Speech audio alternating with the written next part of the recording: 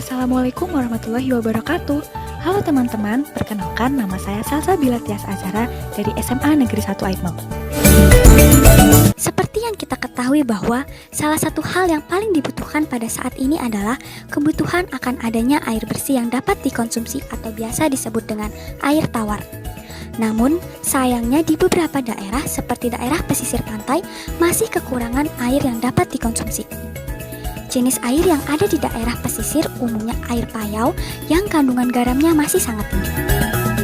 Alam memiliki kemampuan untuk mengembalikan kondisi air yang telah tercemar dengan proses permurnian atau purifikasi alami. Namun, proses ini membutuhkan waktu yang cukup lama.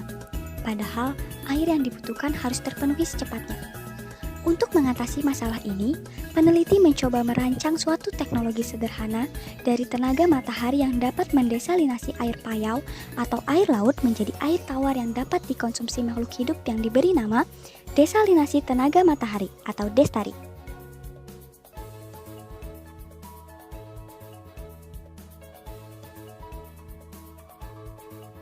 Untuk mewujudkan inovasi ini, kita harus membuat 3 komponen penyusunnya terlebih dahulu. Yang pertama ada kompor tenaga surya atau reflektor cahaya matahari, yang kedua ada wadah penampung air laut, dan yang terakhir ada kondensor sederhana.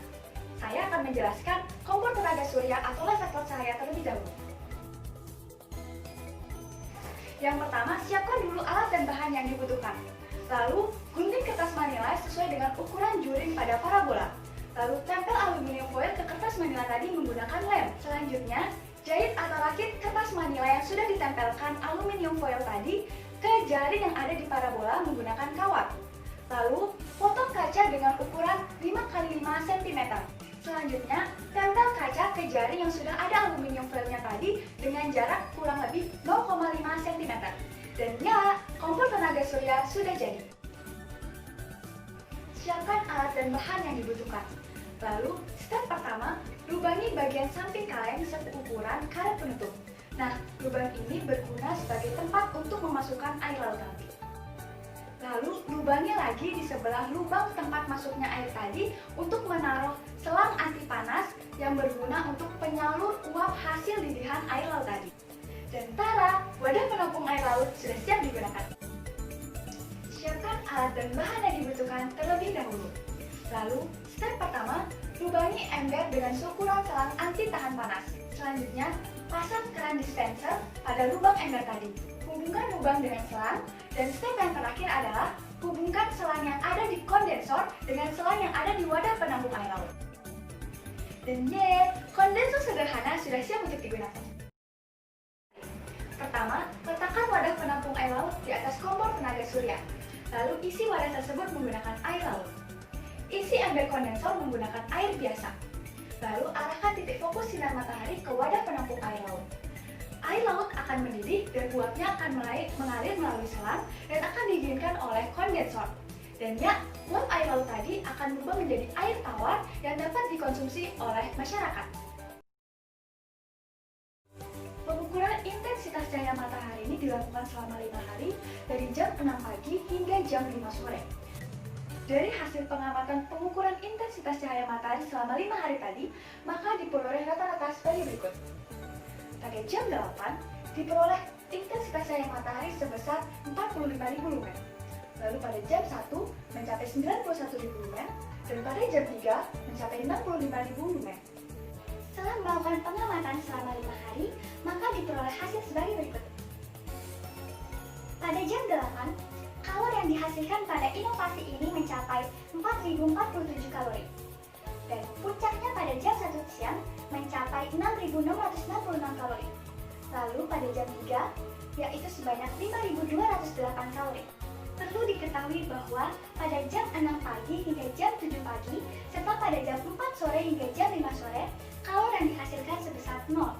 Hal ini dikarenakan pada tempat penelitian atau tempat pengamatan, sinar matahari terhalang oleh dinding. Nah, melalui rumus kalor sama dengan MC delta T tadi, maka kita dapat mengetahui banyaknya air laut yang dapat didesalinasi per menitnya.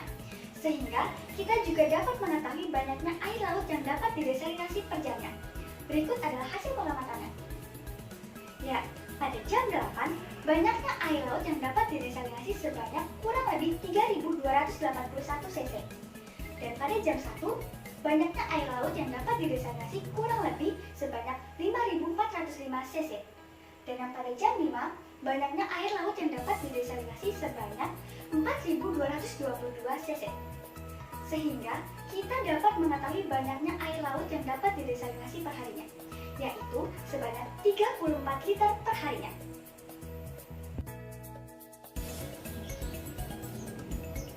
Terbakar.